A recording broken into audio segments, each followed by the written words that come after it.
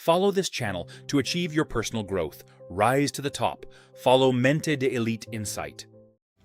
Part of communication is saying it well.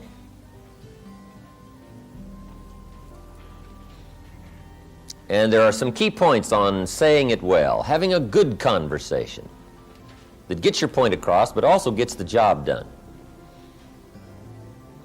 Saying it well is a matter of repetition, conscious repetition. Some people say it over and over and over, but they don't get any better at it. But conscious participation, repetition, will help you to say it better. See, my first seminars, they were not that good. I'll admit that. But guess what? I did it again with the thought in mind of getting better. I did it again with the thought in mind of getting better. Okay? I practiced it some more. I did it some more. I went over it again. I went over it again. And sure enough, if you do it over and over and over and over consciously with the thought of getting better, guess what? Anybody can get better. People often wonder why I can do the evening seminar, 3.5 hours, most of you have been there, and I don't use any notes. Interesting. Once in a while someone asks me, how can you do 3.5 hours and you don't use any notes? And it's very simple. Anybody could do it. Guess why I'm able to do it? I've done it a few thousand times.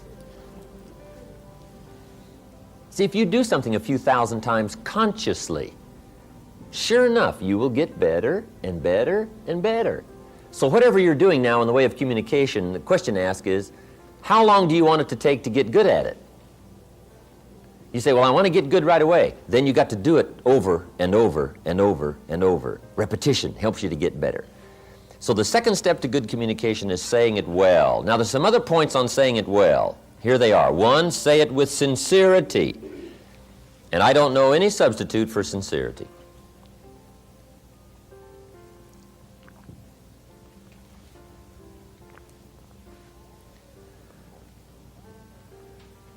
Almost everybody wants the feeling from someone else that you are being sincere, that you're not playing games with me,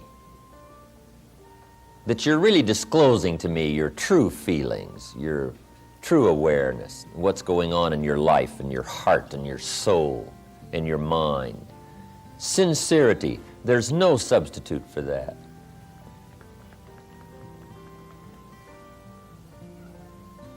Once in a while, someone asks me, when the seminar's finished, they say, look, Mr. Rohn, everybody's gone now, but tell me the truth now. That story you tell about meeting Mr. Schoaf when you were 25 years old, and he hired you, you went to work for him, spent 5 years with him, he taught you the principles, how to turn your life around. He said, now that's just a story, right? That didn't really happen. Isn't that just a story to make all this sound good? Isn't that interesting that somebody would ask me if that was just a story or not, or if it really happened? To be sincere, it's got to be true. You just can't come up with sincerity telling an erroneous story. Now, you might make it sound sincere, but sure enough, someday it'll come back to haunt you.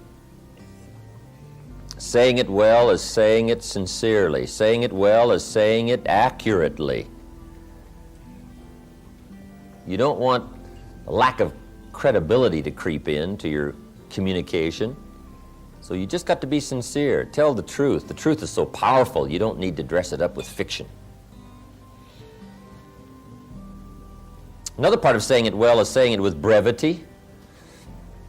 Don't linger too long on any one point, because I got a good disclosure for you. The human attention span is short. You can't linger too long on any one thing. You've got to move along. So brevity. I used to tell long stories. And I stretched them out so long, people forgot the beginning by the time I got to the end. And now the end doesn't make much sense, right? Because you can't hook them both up. I just drug them out too long. People get weary. You just got to practice being brief. Short. Attention span is short. The best practice on this is to practice with kids, because their attention span is really short, right? And they don't mind telling you, right? You start talking to the kids, right? And kids say, how long is this going to take, right? I mean, right away they get the feeling you're going to take 30 seconds.